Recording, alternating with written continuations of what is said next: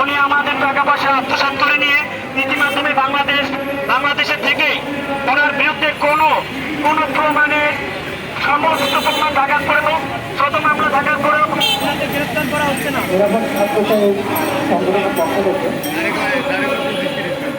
আমরা নিয়মিতভাবে সাধারণ মানুষকে সচেতন করা এবং রাষ্ট্রের দৃষ্টি আকর্ষণ করা আমরা সবসময় চেষ্টা করে আসছি।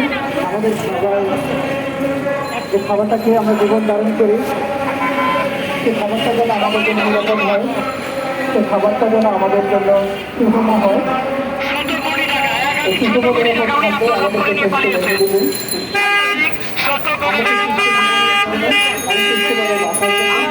আমরা সেই নিরাপদ খাদ্যের জন্য আমরা প্রতি মুহূর্তে রাস্তাতে এসে দাঁড়াচ্ছি, আমরা মানববন্ধন করছি, লিফলেট বিতরণ করছি, আমরা বিভিন্ন পেশা তাদের সাথে আমরা কথা